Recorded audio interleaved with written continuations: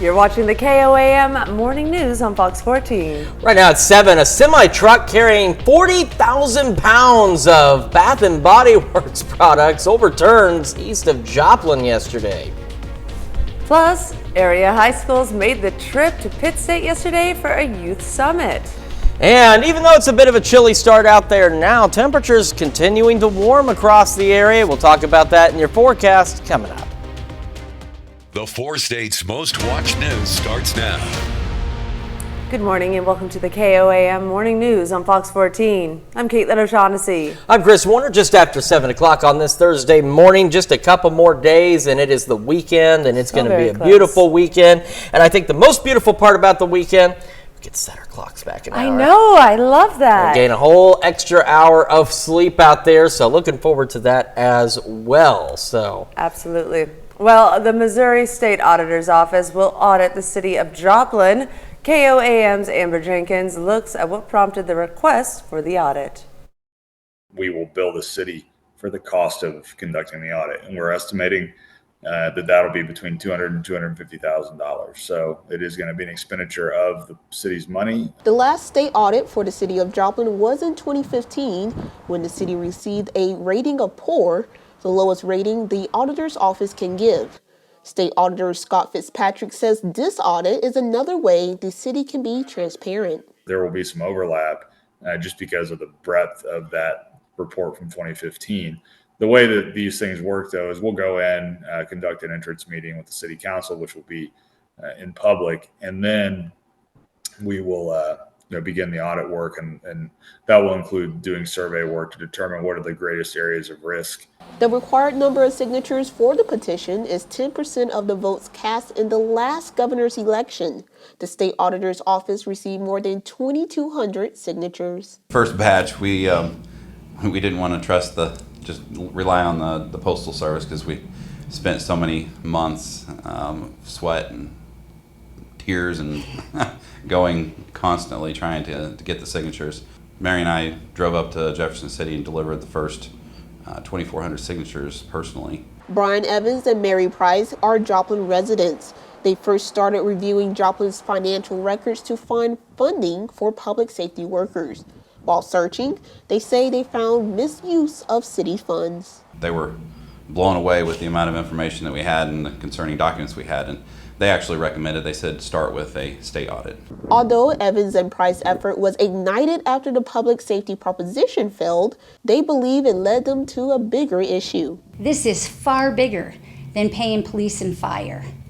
These errors should not be happening. We should not be changing financial statements. We should be accountable. We should be transparent with everything. There is not a set date for the audit to begin. The state auditor's office will schedule an entrance meeting with the city when staffing allows. Reporting in Joplin, Amber Jenkins, KOAM News. KOAM has reached out to the city of Joplin regarding the audit. Mayor Doug Lawson said in part, "We look forward to working with the state auditor and his staff to complete the requested audit." Well, as we mentioned, we've got warmer temperatures moving into the area, and we've got an absolutely beautiful sunrise. Our camera on top of the Cornell Complex, downtown Joplin, starting to show those nicer colors out there as we get the day started. Still chilly, but again, it will begin to warm up. We had clear skies also from the MoDOT camera at 32nd and Range Line. So what are we expecting? Well, warmer weather. First, 39 in Joplin, 34 in Pittsburgh. So again, a chilly start out there. No frost, though, on the KDOT camera. The last couple of days, it looked like a light snow. We're also going to be looking at gusty winds. That'll be today through early Saturday morning, wind gusts averaging 20 to 25 miles an hour, but we could see some gusts higher than that, pushing 30, and maybe in some of our far northern counties, maybe even a little higher than 30 miles an hour. But all of these winds out of the south, ushering in much warmer weather across the area. And again, it won't be until early Saturday morning that we'll start to see the winds get a little more manageable out there. As for today, again, gusts upwards of about 25 miles an hour out there out of the south. Otherwise, sunny skies, and we're doing warmer. Still not quite to where we should be for this time of year, but certainly better as we go into the mid-upper 50s, maybe even some lower 60s out there. We're going to talk more about your full forecast and the big warm-up on the way for the weekend here in just a few more minutes. Caitlin?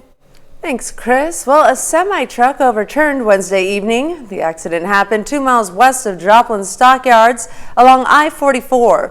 It was around 5 p.m. when authorities were called in to assist with the overturned semi. The semi was carrying 40,000 pounds of bath and body soaps and lotions. The trailer burst open on impact, and the cargo spilled all along the highway, and traffic had to be diverted for about 3 hours. Some of the scents that spilled were Japanese cherry blossom, winter candy apple, crushed candy cane, and winter foaming hand soap. Crews were able to lift the truck upright, and Carthage Fire was able to wash the soaps and lotion off the highway. The driver was not injured and remained on scene. We want to make a correction to a story we told you Wednesday. We said a Newton County group was suing the Missouri Department of Natural Resources stemming from a sludge spill near Fairview in October. Well, the group is actually petitioning a judge, claiming that the department is overstepping its authority on issuing permits.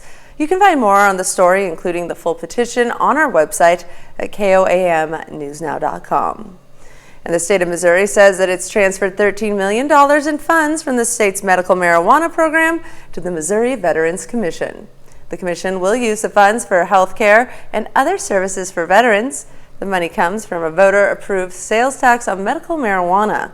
It has resulted in a total of nearly $40 million transferred to the Veterans Commission since it was created in 2018.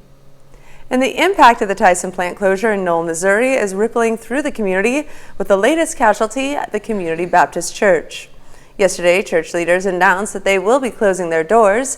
The Tyson plant had been a cornerstone of the community, attracting a diverse congregation of worshipers. But with the plant's closure, many of the congregants have been forced to relocate. The church's pastor is resigning December 1st, and a new church will take over operations in the new year. High school students from all over the area yesterday made the trip to Pitt State for a youth summit. The Keys Youth Summit was hosted by Kansas Works. It featured a keynote address by Melissa Weed, the Internship and Career Readiness Coordinator at Pitt State, as well as sessions focused on helping students build skills for the workforce. It was aimed at helping the students learn about career and employment opportunities. We do these because there's not a lot out there for students to educate them on the different pathways and what steps they have to take to get to where they want to be in life as far as jobs and careers.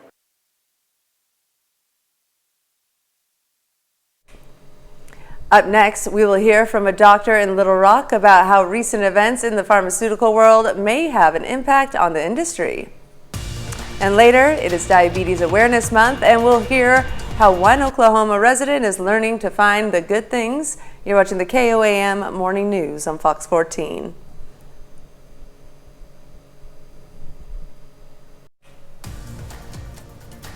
In Health Watch this morning, you've likely seen the headlines. Major pharmacy chains like CVS, Walgreens, and Rite Aid have been shutting down hundreds of locations. However, it's not just you that has heard those headlines. Pharmacists like Dr. Charlie Tuckman at Arch Street Pharmacy in Little Rock have also been keeping a close eye on things. Which arm do you want to get yours in? At Arch Street Pharmacy in Little Rock, Dr. Charlie Tucker and his staff have been here a long time, staples in this part of town. We're a hub in this community and love serving it. They need to be. The next closest pharmacy isn't that close. A Walgreens miles away, a few other local pharmacies a bit further south. Without Arch Street Pharmacy, there aren't a lot of options for people to get their prescriptions filled. So yeah, it's very important for this community. And with recent news of larger pharmacy chains closing locations, Dr. Tucker knows them being here is as important as ever. You know, if that pharmacy closes down, then that's created a desert. The next pharmacy may be 5 miles down the road. It could be 20 or 30 miles down the road. A pharmacy desert, a gap in coverage with patients left looking for somewhere else to get their medications. It's a growing concern after retail chains like CVS, Walgreens, and Rite Aid announced plans to close hundreds of locations over the next few years. In some places, that could leave local pharmacists to pick up those prescriptions. I never want to see a business close down. You know, those are lives, those are paychecks, those are families being supported.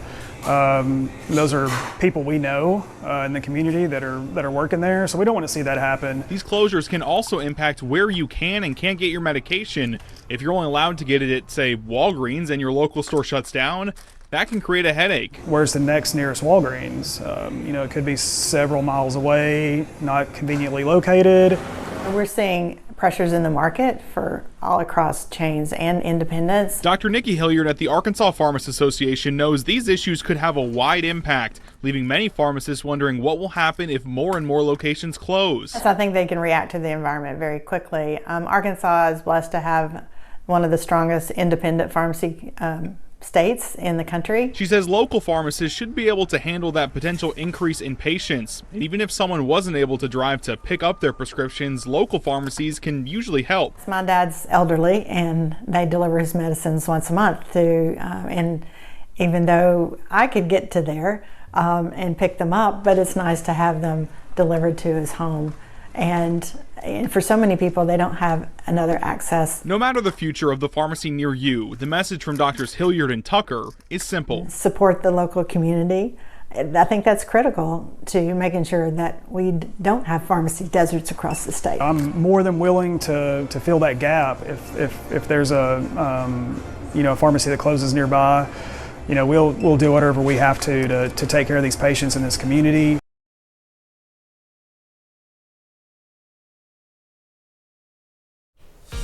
We've got ourselves, again, a bit of a chilly start out there this morning, but it looks great. Warmer temperatures continuing to build in. We're going to be even warmer today, and we will be warmer yet as we head into the weekend. We'll have another look at that forecast coming up. And a Canadian motorist, a rare and spectacular show. We'll have that story and a lot more coming up.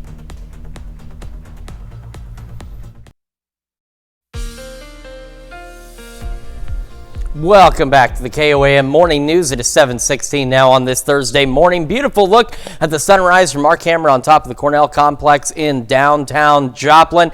It is chilly out there again this morning, but it will progressively warm up. Seeing clear skies from the MoDOT camera, 32nd and range line as well, and clear skies and no frost on the KDOT camera on 69 just south of Pittsburgh. So from our camera, 7th and range line, again, beautiful start, but chilly. 39 feels like 32 with a south breeze at about 10 miles an hour. And that wind's going to start to pick up here in the next hour or so across the region.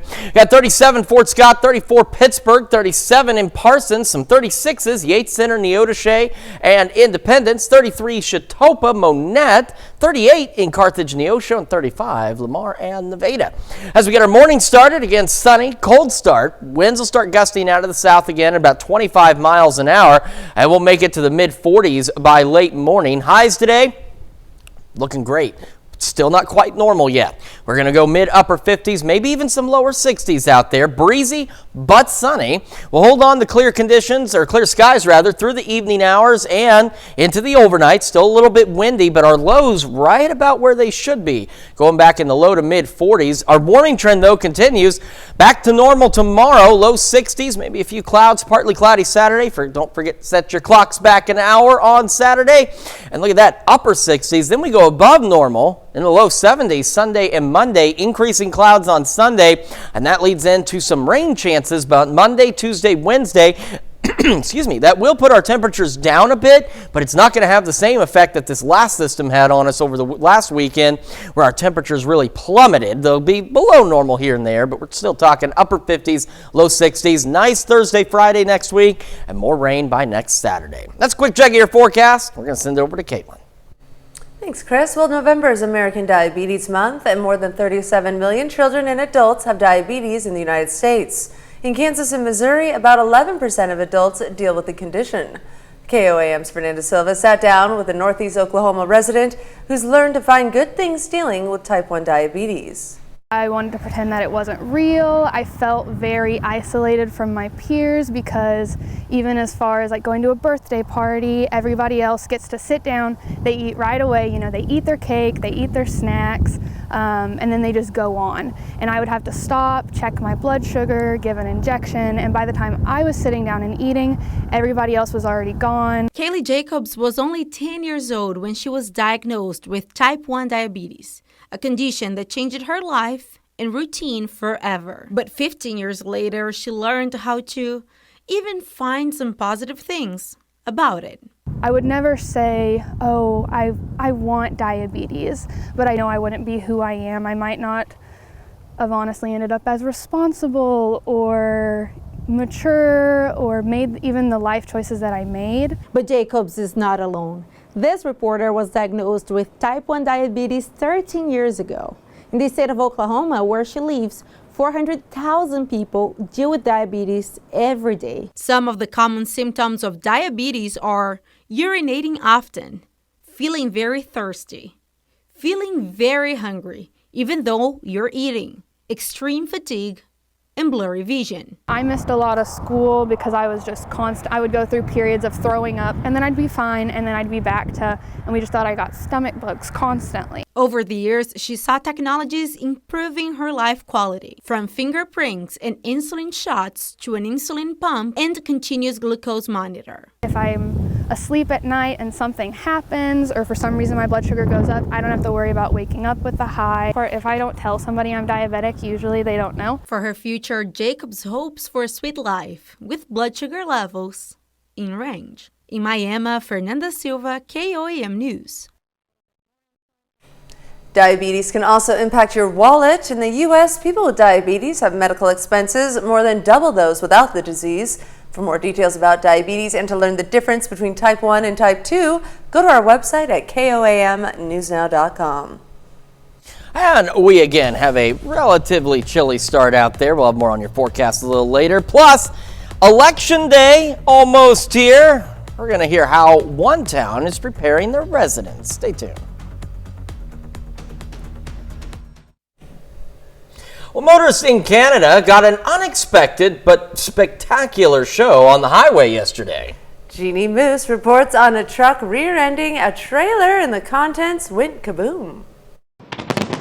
You expect to see fireworks on a national holiday, but not just driving down a dark highway.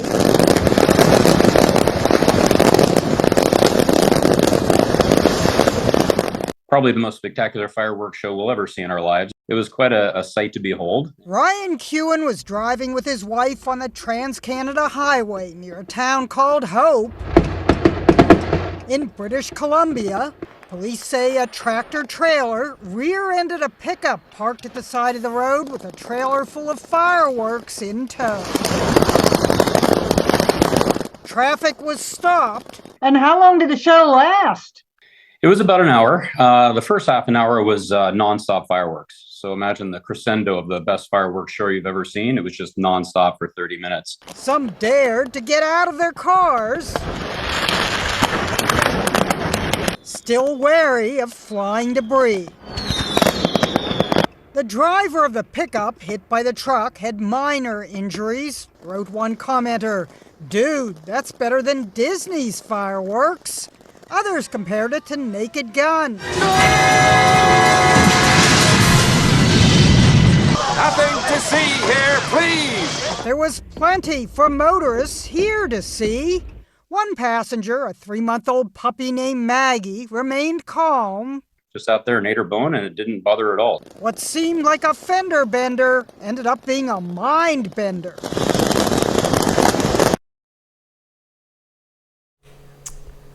Incredible. I love it. Where was he going with all those fireworks in the back of his truck?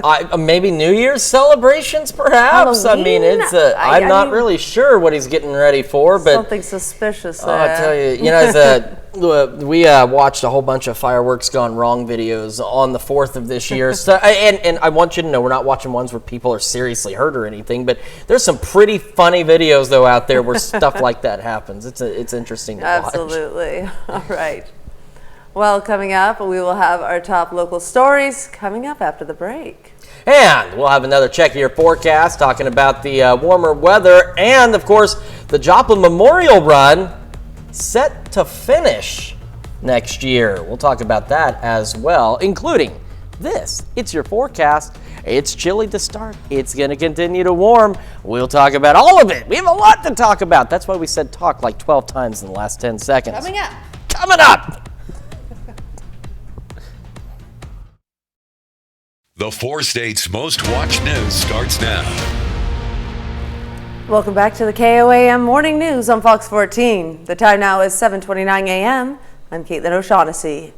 The Joplin Memorial Run will cross the finish line this year. Organizers yesterday announced the 2024 event will be the last.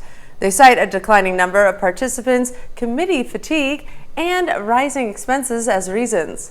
The event will be a little different because it'll be the last. One change is that the 161 banners honoring the victims of the tornado will be given to the families of the victims. We just felt like it was time, and rather we did look at other options for continuing the event, but we wanted, this is a very unique special event, and we wanted to keep it that way. We did not want to sell the event and have it become just another run in a race director's portfolio of events, and so we felt like it's better to go out on top.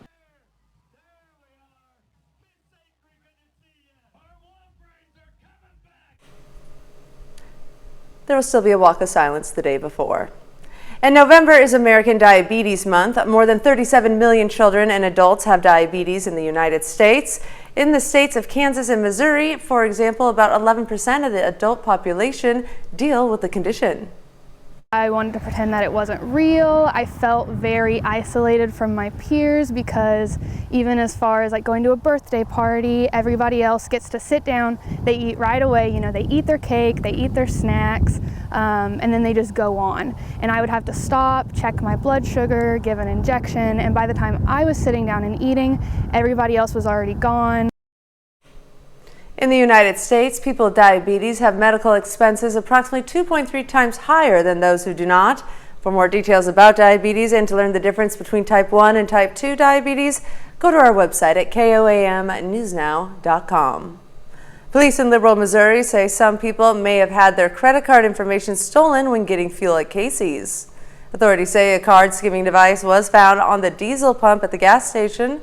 They are asking anyone who used the pump since October 1st to report it to the police department. The chief says that they've seen a rise in fraudulent credit card transactions recently.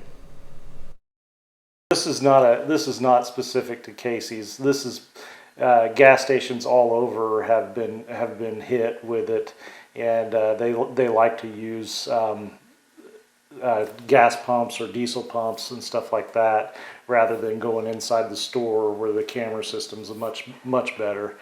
But it's happening all over the area to all different kinds of gas stations.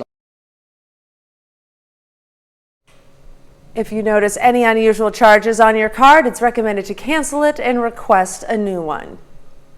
Students at Carthage High School yesterday put their culinary skills to the test. The school's foods and nutrition classes took part in a Bisquick bake-off. It's pretty simple. They were challenged to make a dish with Bisquick other than biscuits, waffles, or pancakes. The dishes they made included monkey bread, churros, brownies, and pumpkin scones. Try to have one competition a semester at least with all of my classes because I think it really plays into their employability skills. And since we're part of the Tech Center, that's one of the main focuses of this class. So it gives them like customer service experience and experience working with others and taking pride in something that they've made. Other classes will take their best shot at it later today. Teachers and school staff are able to taste test the treats and give their thoughts. And we've got another chilly start out there, but better than where we were yesterday. We were about 19 degrees at this time yesterday, and we are sitting about 20 degrees warmer than that. So even though it's still cold, it's not as bad. Quick look, Skywatch Storm Tracker. This is not actually happening, so there is nothing out there, not even any clouds in our immediate area, which is nice. It is another beautiful day out there. Great view, clear skies from the MODOT camera, 32nd and Range Line in Joplin. We are going to be warm. We are going to be breezy again today. Winds out of the south gusting upwards of say about 25 miles an hour. Temperatures though will warm nicely. Still not where we're supposed to be, but not bad as we go into the mid upper 50s, maybe even some lower 60s out there. We're going to continue to warm as we head into the weekend. We'll have another full look at your forecast here a little later. Caitlin? Thanks, Chris. Well, Elections Day is less than a week away, and some candidates seeking offices in Parsons sat down last evening to discuss why they deserve to be in office. KOAM's Anthony Saviello has more. Going to the polls may not always seem like the most exhilarating experience, but the role that local offices play in the success of communities can be vital. What tonight gives us is an opportunity to hear from the candidates' mouths themselves on some of their opinions, their values, and the things that they'd like to do if they're elected. Those seeking elected office in Parsons were put at center stage, each candidate getting their fair share of time to say why they were qualified for office. A collegial desire to do what's best for the students of 506 is paramount. Or state their opinion on challenges within their community. We all know that the government's not going to give us more money, so it's really just trying to look, how are we spending those dollars? How can we spend them wiser? Where can we consolidate? Candidates also answered questions that stem from both national and local concerns. For those seeking school board positions, those questions asked about standardized testing, technology in the classroom, and mental health accommodations for students. As we know, everybody learns in different ways, and I believe that the experts out there that are teaching our kids are our teachers. Each person making their case as Election Day approaches rapidly. We also have lawmakers that don't support public education, and we have some of those around this same area. Reporting in Parsons, Anthony Saviello, KOAM News. Election Day is Tuesday, November 7th, and that's a look at our top news stories coming up this half hour on the KOAM Morning News. Coming up, NASA shared their unique way of carving pumpkins. And we have got ourselves a chilly start to the day, but it's going to get a lot nicer. We'll have another look at your forecast when the KOAM Morning News returns. Woo, there we are. This is like yesterday, and it's appropriate because we're talking about NASA and really cool things, and their best and brightest use cutting-edge tech to show that they Halloween hard with some truly out-of-this-world pumpkin designs. Jeremy Roth has a look at today's Look at This. There's Halloween pumpkin decorating, and then there's Halloween pumpkin decorating. This is the latter, courtesy of the brainiacs at NASA's Jet Propulsion Labs in California, who showed off their Halloween spirit by showing off some truly mind-blowing jack-o'-lantern designs in what's become an annual contest for the agency. Hey, it ain't rocket science, but power tools and powered tech were involved, resulting in amazing displays like this functional pumpkin guitar, a mirrored disco ball, a pumpkin-spiced atomic plume, and an out-of-this-world ode to the James Webb Space Telescope. Speaking of which, just in time for the spooky holiday, a few new interstellar images were released, and some are kind of creepy. Like this haunting face spotted in the swirling surface of Jupiter, captured by the JunoCam instrument during a recent flyby. And the aforementioned Webb Space Telescope beamed back this image of a nebula that looks a lot like a ghostly purple hand. Giant purple hand in the cosmos. Look, I don't want to jump to conclusions, but it's clearly Thanos, people. He's coming for us all, so get your affairs in order. Finally, a love affair managed to upstage an elaborate haunted house after a cast of creepy characters helped an Ohio man surprise his girlfriend with a wicked good wedding proposal inside this house of horrors. Will you marry me? Yeah! Yes! Yeah! The creepy crawling character was apparently out of character for the man who says he won't even watch scary movies. I'm a scaredy cat, and I would never ever think of doing something like this. I literally had no idea. For Take a Look at This, I love you. I'm Jeremy Roth. Certainly some interesting pumpkins that they made out there, and then some pretty spooky images coming from James Webb Telescope and everything out there. Pretty spooky in the cosmos.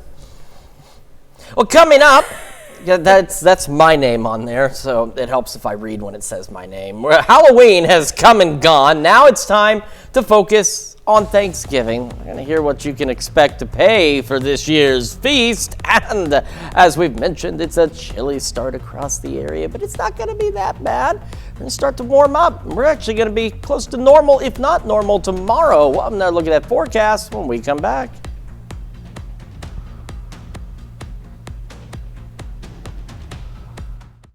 Shop Blue today.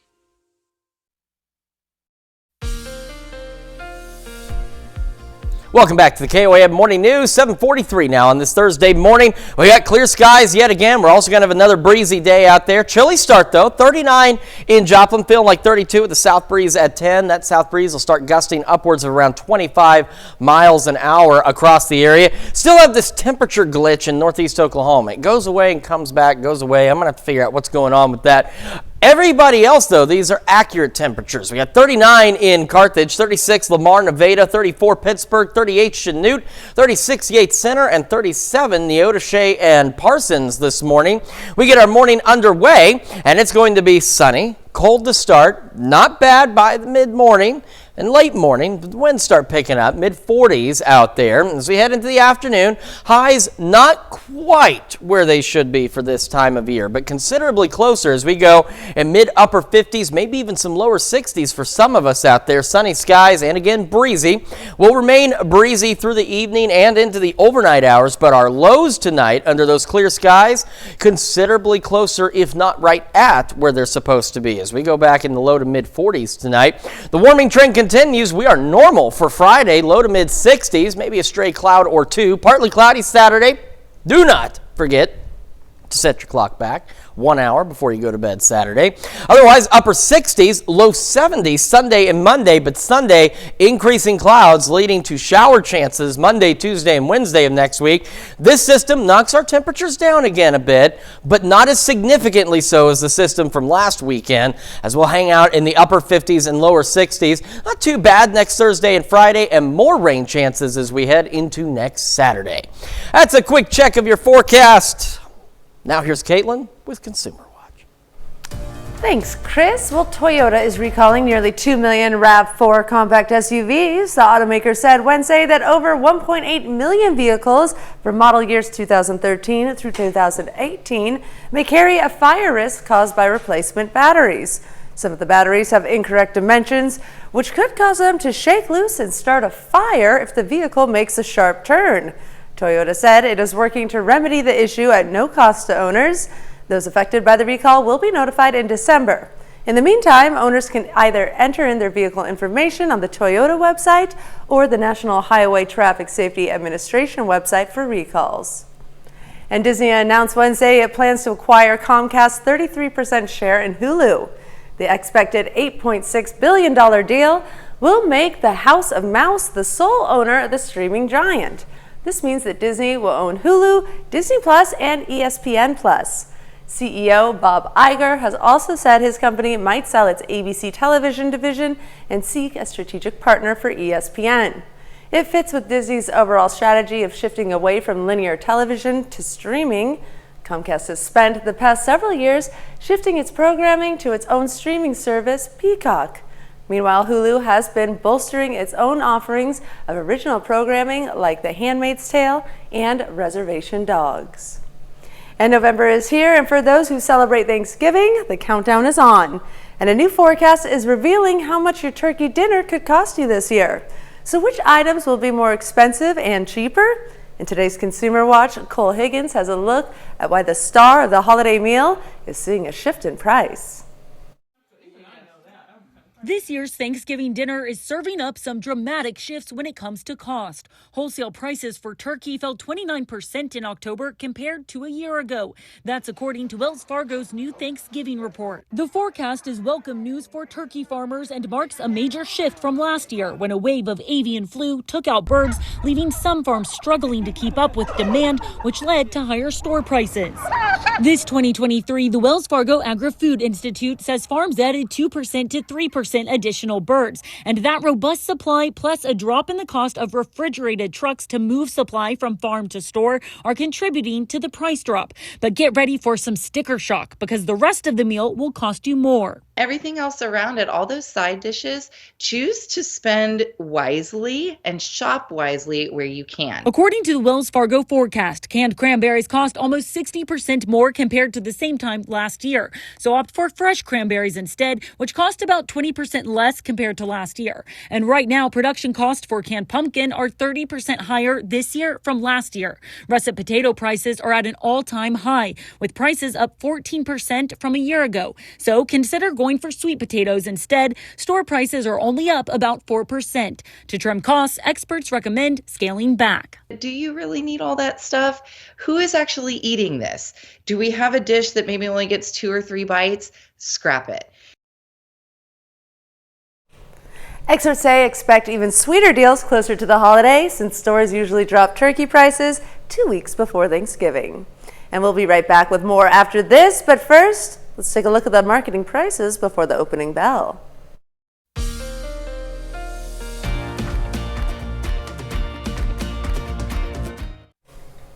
A California man scheduled to be sworn in as a police officer Tuesday had to drop everything and run to the hospital. The reason? His baby boy was on the way. Leanne Denyer has the details of how the police department helped him celebrate the birth of his new child and his new job. Inside Memorial Medical Center in Modesto, baby Theo Kersey is having his first day. It's a very crazy day. A day that was already scheduled to be a big one for his family. It was during the rehearsal for the San Joaquin Delta College Post-Academy class graduation that his dad and new Modesto police officer Trent Kersey realized he wasn't going to make the ceremony. I had to put my family first, go to the hospital and go have a baby, and then had to let the academy staff know and the department know that I won't make it to graduation. The class of new hires at the Modesto Police Department celebrated the completion of their program this Halloween, just as little Theo made his debut. Obviously, I'm going to put my family before anything else, and I would have been awesome to be there for the graduation. So the department brought graduation and Kersey swearing in to his growing family. Modesto police shared these pictures from the hospital of Kersey swearing in with baby in tow. Said hi to the family and met little Theo, the new baby boy, and I did my swearing in there. Just congratulations to him for graduating and welcoming in a new child. Department command staff celebrated with Kersey and his family, wanting to make sure he knew he could not only be sworn in, but feel supported by his new police family. We want them to know that, we understand that this career requires some dedication and often involves balancing work and family. Mom and baby Theo are doing well, and Kersey says he couldn't ask for anything more. I'm blessed. I loved it. Getting sworn in with the baby in tow. Now, does that mean that the baby is also a police officer? Right? Because he is by touch. Well, you never know. But it's a possibility. Maybe Theo will follow in Dad's footsteps there. I love that story. Absolutely. It was a great one. And you're going to love our forecast because it's going to continue to warm up across the area. Taking a look outside from our camera on top of the Cornell complex in beautiful downtown Joplin, and a great look at the rising sun's back behind there, but still great colors though in the sky. A few airplanes out there. Those are the only clouds that we have. MoDOT camera 32nd in range line, clear skies, plentiful sunshine out there, and this is not in the right spot. I knew something wasn't right. Let's skip it ahead. So there's that again. Here's this one again. Here's the KDOT camera south of Pittsburgh. No frost on the ground this morning, which is nice. Currently, we have got the clear skies, 39, a bit chilly. Feels like 32 with the south breeze at 10 around the area. Temperatures, 34 Pittsburgh, 37 Fort Scott, 36 Nevada, Lamar, 36 Yates Center, and 37 Neodesha and Parsons. Getting the morning started. Winds are going to pick up, start gusting out of the south around 25 miles an hour. Clear skies, temperatures making it right into the mid-40s by late morning. We're going to have another look at your forecast, that big warm-up on the way, and the news you need to know right after this.